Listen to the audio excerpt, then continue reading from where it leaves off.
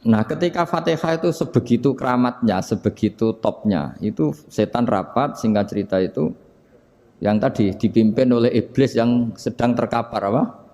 Terus tali obatnya nggak ada, cuma dia shock karena ada surat yang turun yang melafatkan itu pasti selamat dari apa? Neraka. Nah ini gimana saran Anda? Terus sarannya adalah bikin orang-orang itu lupa, tidak baca Fatihah. Nah ini rapatnya iblis. Idhabu wajtahidu hatta tufilu qulubahum hatta la yaqulu hadis surah. Kala yuksiru qiraataha wa la yakunu lahum ajrun wa thawabun bal yakunu lahum adzabun wa iqabun. Kemudian yang terakhir saya beri ijazah tentang Al-Fatihah ya, karena ini surat yang populer. Kalau saya ijazahi Quran 30 juz pasti sampean enggak hafal. Atau ijazah surat Baqarah. Kalau mau Baqarah mau. Ijazahi surat Baqarah mau 2 juz setengah. Mau Mas Asep? Ya Fatihah aja yang gampang ya. Nah, ya kulhu Fatihah ini paket ringan ini. Tapi pahalanya apa? Besar. Ini beda ya, artinya selama ini mungkin Anda baca tapi monoton ya. Tapi ini saya bacakan teks aslinya tentang istilahnya itu mazaya itu kelebihannya Fatihah. Saya baca Arabnya dulu, nanti ini terakhir ijazah tadi kan saran-saran umum tentang sosial. Ya, pokoknya jadikan kebaikan itu punya nilai sosial yang baik lah. Jadi nanti orang yang nggak amanah nggak laku, ya calon bupati, gubernur, presiden yang nggak amanah juga nggak laku. Begitu juga kiai yang tidak amanah juga nggak laku, suami yang nggak amanah juga nggak laku, istri yang nggak amanah juga. Sehingga kebaikan ini jadi nilai sosial yang dalam tanda kutip sudah keniscayaan. Yang diinginkan Allah itu seperti itu, bukan kebaikan yang dipaksakan karena kekuatan negara. Maksudnya kalau bisa kebaikan itu tidak usah dipaksakan. Memang sudah satu kebutuhan. Kayak cerita-cerita di negara maju itu, bahkan apapun jatuh itu nggak ada yang ngambil apa itu. Makanya gambarannya Mekah Madinah kan gitu kan, barang jatuh nggak ada yang berani apa ngambil itu, saking sudah jadi sistem. Sehingga banyak negara di Eropa itu yang sampai nggak punya tentara, nggak punya polisi karena kebaikan itu sudah. Nah kita kan masih capek, polisinya aja capek apalagi masyarakatnya, karena ya kebaikan itu belum jadi nilai bersama. Nah kita selain ditopang negara, ada polisi, ada tentara, itu kita usahakan kebaikan itu jadi nilai bersama. Tadi wa'tamiru bainakum bima'ruf. Dan kita punya reputasi yang bagus dalam bab ini. Saya masih ingat kecil saya itu yang jilbaban hanya keluarga kiai, sekarang rata-rata masyarakat itu jilbaban. Dulu yang sekolah SMP, SMA itu jilbaban kadang dulu malah dilarang ya, harus sama seperti itu seragamnya. Sekarang sudah boleh. Dan nyaman. Lama-lama yang dapat simpatik ya yang pakai pakaian model tertutup seperti itu.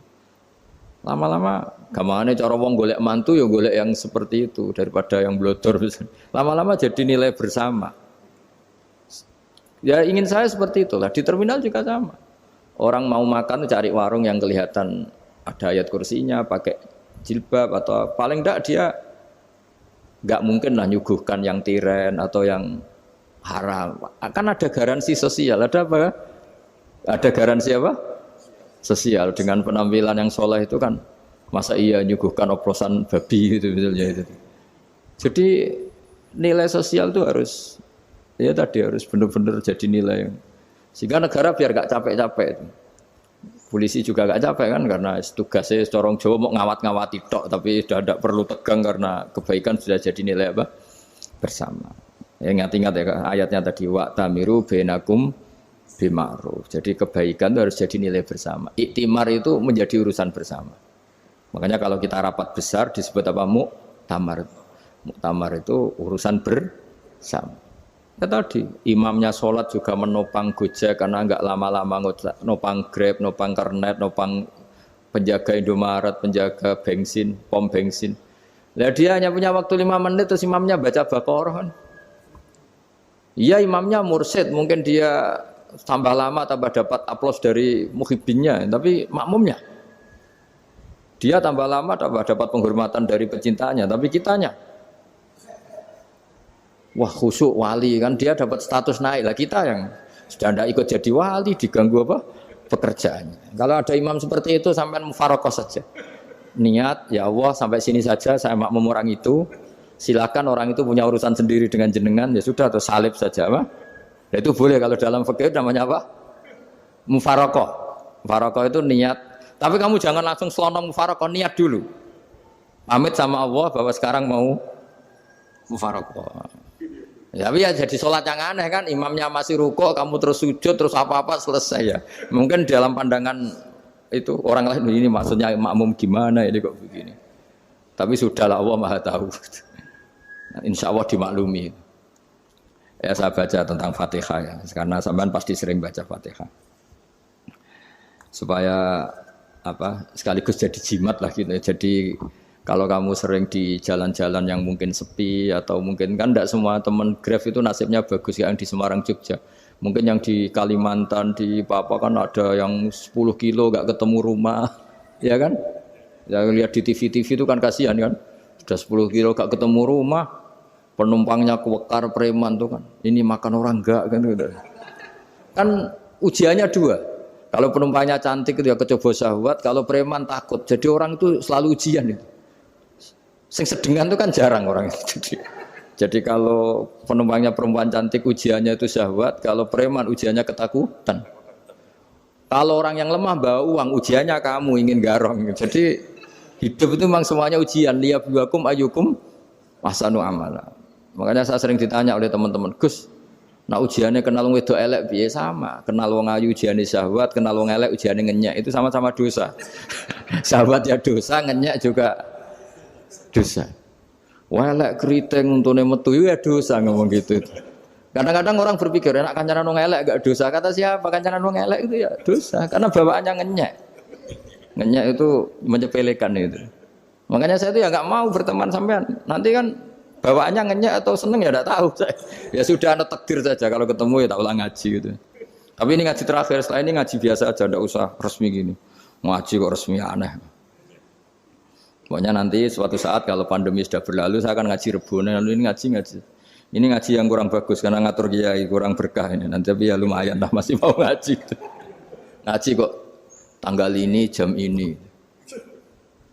Sekarang suatu saat kamu tak panggil, Mas Wahyu datang ke sini jam ini, tidak mesti bisa. Mungkin pas ada acara apa, oh, maaf ke sini pas ngecek, pas apa. Gitu. Jadi ya sudah tapi tak maafkan, enggak apa-apa. Takdir ya. Tak bacakan supaya sampean tahu keramatnya Bismillah. Nah sebelum saya bacakan Bismillah Fatihah, tak beritahu tentang ilmu tafsirnya, karena ini penting sekali. Fatihah itu dawuhnya Allah, tentu itu dawuhnya Allah. Saya ulang lagi, itu kalamullah.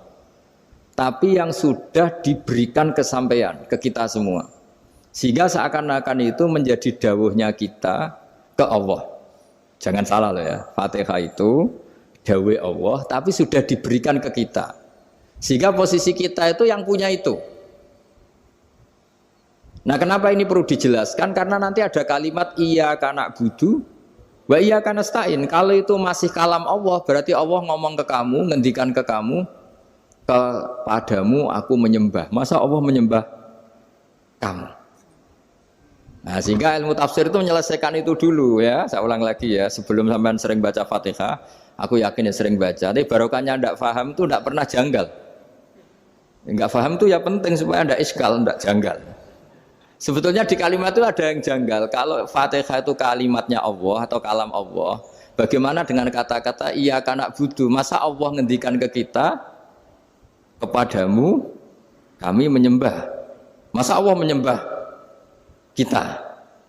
Maka penyelesaiannya secara ilmu tafsir gimana? Semua ulama mengatakan, bukan satu dua, semuanya mengatakan di Fatihah itu semuanya diberi kawalan kalimat.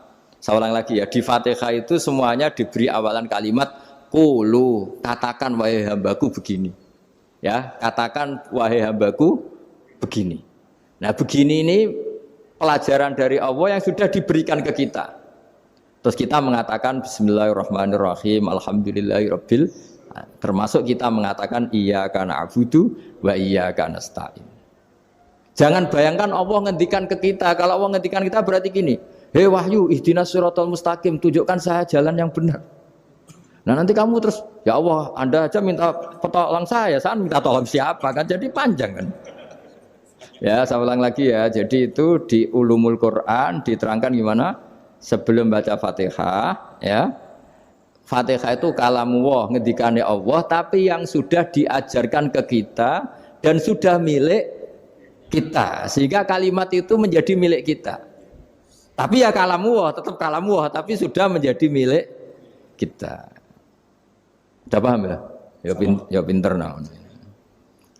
Ya, karena kalau tanpa penjelasan seperti ini, Anda akan iskal. Bagaimana Allah, iskal itu janggal, bagaimana Allah mengatakan iya anak budu. Kan jadi aneh kan? Ya, jadi tak jelaskan secara ilmiah ya. Jadi kata ulama-ulama tafsir, ayat-ayat Quran seperti ini sebetulnya dimulai dari qulu apa? Meskipun enggak dilafatkan. Itu kan sama dengan qul huwallahu ahad Muhammad, katakan kalau Tuhan itu satu. Ya namanya Quran itu kan kalam Allah, membina nabinya, membina umatnya. Makanya dikatakan atau enggak, di sini tersembunyi kata qulu, katakan. Ya, jadi ya ibarat apa itu? Kamu ngajari anak kamu lah, panggil jenengan bapak kulo. Itu maksudnya anak itu kalimat itu kalimat kamu, tapi kamu ajarkan ke anak kamu. Terus anak kamu bilang, Pak jenengan bapak kulo. Nah, ketika kamu mengatakan jenengan, bukan kamu mengatakan jenengan anakku, berarti anakmu itu bapakmu, kan lucu kan? Anak kamu ajari jenengan bapak kulo, kamu engkau bapak saya. Terus anak kamu mengulang jenengan atau kamu bapak saya. Berarti itu kalimat yang kamu ajarkan, tapi sekarang sudah milik anak kamu. Kalau itu kalimat kamu kan lucu, masa anak kamu bilang bapak. Nah itu seperti itu. Jadi ulama memberi solusi atau jawaban iya karena na'budu. Ya itu sebelumnya ada kata-kata qulu, katakan wahai hambaku, hubungan kamu dengan saya adalah katakan iya karena na'budu wa iya karena nasta'in. Terus hubungan kamu dengan saya katakan juga dalam doamu ihdinas siratal mustaqim. Jelas ya, jadi itu kalam Allah yang sudah milik kita karena diajarkan Allah untuk kita. Dong ya? Ya dong, enggak jelas kan. Tapi bagus, gak jelas itu bagus. Kalau kamu jelas gak jadi dikrem, jadi gubernur. Min azimi fadliha kasratu asma'iha wa fadail ukhra. Ini cerita dramatisnya surat Al-Fatihah. Qala Abu Hurairah radhiyallahu anhu inna iblisa ranna khina unsilat Al-Fatihah. Jadi iblis itu begitu kesakitan. Ini kitab Abu Abul Farad karangannya Sayyid Muhammad Alawi, juga kutipan dari beberapa kitab. Yang jelas beliau sendiri juga ngutip dari beberapa riwayat di beberapa hadis. Halaman 1, 2, 3. Ketika Fatihah turun itu iblis kesakitan. Kayak orang sakit gigi lah, tersiksa sisanya karena turunnya surat apa? Al-Fatihah. Artinya kalau Anda baca Fatihah dijiwai, maka Anda melemahkan setan, melemahkan iblis. Wa qala Mujahid, khina unzilat Fatihatul kitab ronna fastama indahu asyayatin. Jadi ketika Fatihah itu turun, iblis itu terkapar lah kira-kira. Sampai dijenguk banyak setan. Jadi kemana di ICU lah kira-kira gitu kalau sekarang itu. Entah Covid entah enggak tahu. Pokoknya di ICU sampai dijenguk banyak setan. Enggak tahu bawa apa enggak tahu. Pokoknya dijenguk banyak setan. Yang nyangoni karena ini apa? Ketuanya apa? Pingsan, sakit. Jadi iblis itu sakit sampai dijenguk anak buahnya setan-setan. Ya semoga kalian semua tidak kenal setan. Kalau kenal berarti teman apa? Wa qalu misla dzalik wa qala lahum laisa mimma taquluna syai'un walakin unzilat suratun laisa ajru qailiha illa an harrama alaihi nar jahannam. Saya ini bukan sakit fisik kata iblis. Kamu enggak usah jenguk saya, datangkan dokter terbaik, enggak usah. Saya ini enggak sakit fisik. Saya ini sakit karena ada surat yang diturunkan, yang pahala yang melafadzkan surat itu pasti selamat dari neraka. Padahal misi terbesar saya ini supaya manusia masuk neraka. Sekarang punya tamengnya. Wah pusing kan? Ya seperti orang lah goda sampean ternyata sampean setia itu kan pusing. Nah ternyata tidak setia, itu yang akhirnya ribet kan itu. Jadi iblis itu cita-cita terbesarnya kan semua orang itu masuk neraka. Nah sekarang turun satu surat yang gara-gara surat itu siapapun yang baca dijamin selamat dari neraka. Jadi walakin unzilat suratun laisa ajru qailiha illa an harramallahu alaihi nar jahannam. Karena jadi dia shock lah kalau orang di Jawa itu bilang shock. Aduh sial nasib saya ini umat nggak bisa saya goda lagi karena punya tamengnya tadi punya. Qad tolakaidukum wa makrukum. Rekayasa kalian sekarang itu tidak ada gunanya semua. Nah ini alhamdulillah di Indonesia kelihatan kan banyak yang miskin, banyak yang susah. Tapi selagi mereka masih sholat, itu keinginan mencari halal itu masih tinggi. Kayak apa kita di tengah kota, jauh dari anak istri, jauh dari tetangga. Biasanya kalau orang jauh dari anak istri, tetangga kan sakar PDW. Tapi yang soleh masih banyak, sudah jauh dari keluarga tetap lurus. Loh kalau yang dekat lurus kan wajar, konangan wong akeh kan. Ini sudah jauh masih lurus. Nah ini nggak lepas dari barokahnya surat apa? Surat Fatihah tadi. Jadi karena ada surat yang menjamin pelafalnya atau qailiha terbebas dari api neraka. Wa qalat as-sayatinul lahu is ayyusai'in ta'muruna ya maulana. Faqala lahum idhabu wajtahidu hatta tukhfilu qulubahum hatta la yaqulu hadhihi surah. Lalu kita gimana? Jari para setan gitu. Lalu kita gimana? Terus kata iblis, sudah bikin mereka lupa sehingga tidak baca lagi. Selagi masih baca kita pasti keok. Jadi kalau sampean sudah jarang baca Fatihah itu berarti sudah bagian dari kemenangan apa? Iblis. Jadi kalau sampean sudah jarang baca Fatihah itu berarti bagian dari kekalahan Anda, kemenangan iblis. Masih sering baca? Berapa kali? 5 kali sholat. Terus apa lagi? Kalau ngajarin juga kok 5 kali tok itu? Berarti pas sholat fardu tok itu? Enggak 5 kali itu mendingan itu 17. Kamu itu ngitungnya jangan 5 ini. 5 waktu itu berarti lumayan kan? Berapa? 17 ya? Ya. 17 ya? Ya. 17 tapi kalau makmum tuh sering separuh kan, apalagi makmum tarawih. Ya kan? Makmum tarawih itu bacanya Fatihah ada yang sempurna enggak ya? Ya enggak lah. Baru alhamdulillahirabbil alamin ruku ikut ruku gitu. Makmum kan yang tarawih lah Mas. Kalau tarawih jarang sempurna ya. Fatihahnya itu. Kan imam sudah ruku. Kamu bacanya Fatihah sampai mana? Baru setengah ya. Ya paling pas tarawih aja kan enggak sempurna ya. Apalagi kalau imamnya sing kilat tuh waduh malah.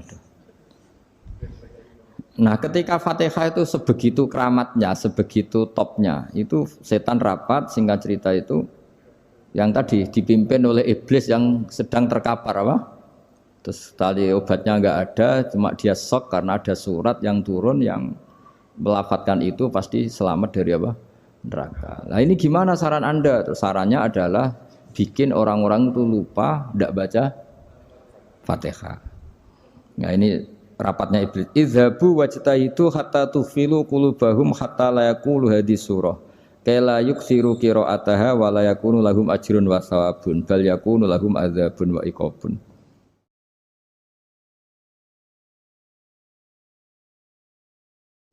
Jadi saya mohon selama ini Anda sudah baca, tapi mungkin hanya rutin saja. Napa rutin saja? Tapi barokahnya ngaji ini kamu punya kekuatan atau punya semangat membaca karena ini surat yang luar biasa. Ibarat gini, kalau sampean tanya, saya juga sering mikir, masa Gus hanya surat kok punya kekuatan seperti itu?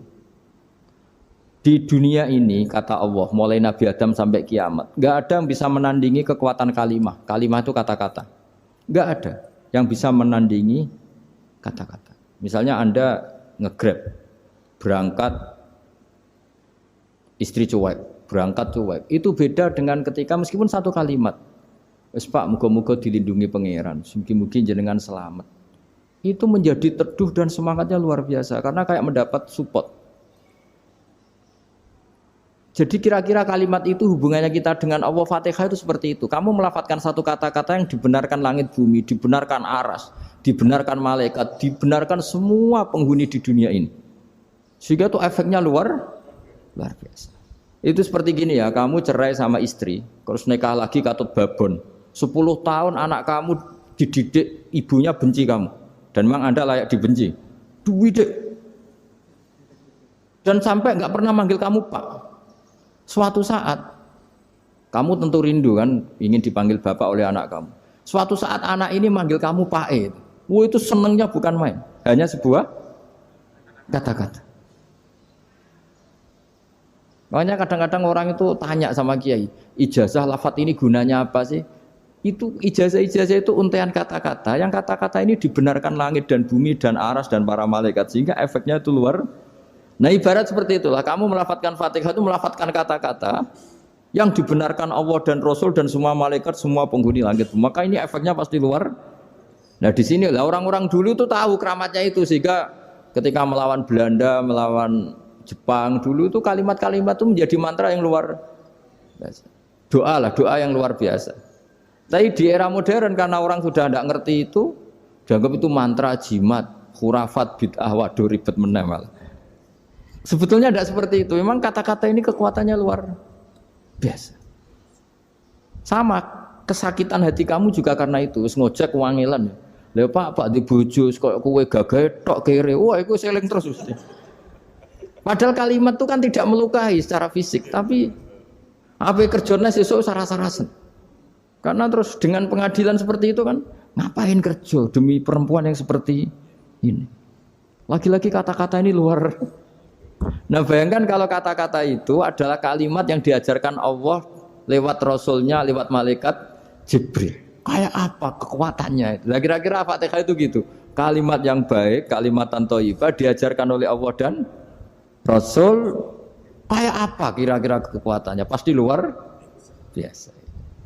Wong support yang dikatakan istri kita, anak kita aja luar biasa, apalagi ini support yang diajarkan Allah dan Rasul. Ya makanya saya mohon kalau baca Fatihah, baca kalimat-kalimat thayyibah ketika sholat itu dijiwai. Ya misalnya Rabbana lakal hamdu mil'us samawati wa mil'ul ardi wa mil'u ma syi'ta min syai'im. Engkau zat yang layak dipuji dan pujian ini memenuhi langit dan bumi. Karena kita tahu nggak ada sejengkal di alam raya ini kecuali di situ ada rahmat Allah. Misalnya kamu bisa lewat sampai rumah saya, kamu mungkin anggap biasa saja. Coba kalau ngalami likuifaksi, tahu-tahu bumi ini ambles, bisa ngelewati yang likuifaksi itu luar. Tanyakan orang pernah ngalami likuifaksi di Sulawesi, itu melihat bumi bisa diinjak nggak ambles itu, wah luar. Sampean nggak ngalami itu sehingga lewat bumi ya biasa aja. Coba kalau ngalami seperti tidur, ya biasa aja. Coba kalau ada gempa, bahwa bumi tenang ini sudah nikmat yang luar biasa. Masa kamu ngakuin nikmat nunggu digituin? Ya kan? Nah, makanya baca Fatihah dijiwai lah bahwa ini kalimat yang luar biasa. Nah, saya teruskan ya. Warwa Muslimun fi sahihihi an Ibnu Abbas radhiyallahu anhuma annahu qala bainama Jibril alaihi salam qaidun dan Nabi itsami anaqidan min fawqi farafa'a ra'sahu faqala hadza babun minas sama futihal yawma lam yuftah qaddu ilal yaum fanazala minhu malakun faqala hadza malakun nazza ilal ardi wa lam yanzil qaddu ilal yauma fasallim waqal absyir binuraini qad uti tahuma lam yu'tahuma nabiyyun qablak Fatihatul kitab wa khawatimu suratil Baqarah. Jadi suatu saat Jibril ini jagongan kira-kira gitu sama Rasulullah. Tahu-tahu langit itu gemuruh. Langit gemuruh kata Jibril terus semuanya ngangkat kepala ke langit. Ini pintu langit baru ini dibuka, yang sebelumnya tidak pernah dibuka seperti ini. Turunlah malaikat, yang malaikat ini pun malaikat spesial yang enggak malaikat murahan lah kira-kira gitu, yang enggak pernah turun ke bumi kecuali juga saat itu. Dengan penyambutan yang luar biasa, dengan semuanya enggak pernah terjadi. Hanya karena surat Fatihah. Jadi ini surat yang luar biasa, pengawalannya lewat malaikat yang spesial enggak pernah turun di bumi kecuali saat itu. Penyambutannya juga enggak pernah seperti itu, baru seperti itu. Jadi semuanya itu spesial. Nah, kenapa ini spesial? Karena di situ ada isi puja-puji kepada Allah Subhanahu wa taala. Ada ikrar kita, alhamdulillahirabbil alamin, arrahmanir rahim. Ikrar ini penting. Kalau contoh paling gampang gitulah. Kamu punya istri selama ini cerewet terus. Suatu saat ngomong, Pak, tak angen-angen ra ono wong lanang koyo sampeyan. Wah, itu langsung tidak ada lelaki sebaik engkau. Itu sama senengnya, masya Allah. Karena ada ikrar dari seorang istri ke kamu. Nah, bayangkan kalau ikrar kita sebagai hamba diakui oleh Allah Subhanahu, maka ikrar ini akan dicatat sebagai kebaikan kita yang kita panen nanti di akhirat. Karena ada ikrar. Kita ikrar bahwa Alhamdulillah Rabbil Alamin. Kita ikrar Ar-Rahmanir Rahim. Kita ikrar Maliki Yaumiddin. Kita ikrar Iyyaka na'budu wa iyyaka nasta'in. Sampean misalnya jadi orang Indonesia, ketemu orang Indonesia yang makmur di Jerman, terus lupa Indonesia. Kamu orang Indonesia? Enggak, saya enggak orang Indonesia. Mangkel gak kira-kira? Mangkel. Karena salah ikrar kan gitu. Ya, jadi saya mohon jangan anggap kalimat itu hal yang biasa, tapi luar biasa. Nggih, ngoten mawon. Assalamualaikum warahmatullahi wabarakatuh.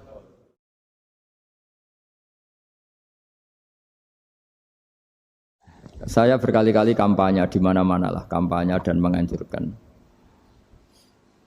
Di antara catatan dalam Suhufi Ibrahim wa Musa kan ada kan di Quran itu yang dinamakan lampiran-lampiran wasiatnya Nabi Ibrahim dan Nabi apa? Musa. Itu di antara catatannya begini. Orang yang punya akal itu adalah orang yang bisa menikmati sesuatu yang baik. Misalnya gini, contoh gampang gini. Kamu punya anak pertama atau punya anak yang masih kecil, itu gendong tuh senangnya bukan main. Melihat anak sehat tuh senangnya bukan main. Mungkin saat itu banyak orang yang sedang maksiat dengan perempuan nakal atau dengan teman-teman nakalnya, yang nganggap seperti itu tidak nikmat. Tapi andaikan ini ditimbang ya ditimbang. Yang maksiat betulan, misalnya paling ukuran bahagianya itu 70%. Tapi yang ini, yang nimang anak baru lahir atau masih kecil, corong Jawa ngeloni anak, bisa saja bahagianya itu sampai 100%. Artinya selama ini kesalahan kita adalah nganggap maksiat itu pasti menyenangkan dan taat itu tidak menyenangkan. Makanya saya berkali-kali fatwa, untuk melawan kenikmatan maksiat, orang harus terbiasa menikmati taat, menikmati kebaikan. Jangan kira kita nimang istri nikmat, nimang anak nikmat, ketemu teman yang lama tidak ketemu juga nikmat. Artinya kita akan melewati berjam-jam untuk jagungan sama teman, sama anak, sama istri. Dan itu harus kamu nikmati. Supaya mengganti tidak berkebutuhan nikmat yang lewat jalur maksiat. Jadi saya mohon sarana-sarana yang menyenangkan itu, yang taat itu kita maksimalkan. Makanya bapak saya itu sering pesen, kowe nak ngaji sing guyon, sing seneng. Nganti wong maksiat itu karena cari kesenangan. Coba kalau kesenangan itu sudah didapatkan saat taat, maka tidak butuh lagi kesenangan yang berbentuk maksiat. Makanya orang-orang wali dulu kalau sudah sholat itu gak bisa berhenti karena merasa nikmat. Makanya Nabi pernah ngendikan wa qurratu aini fi sholat, nyaman saya itu kalau sedang sholat.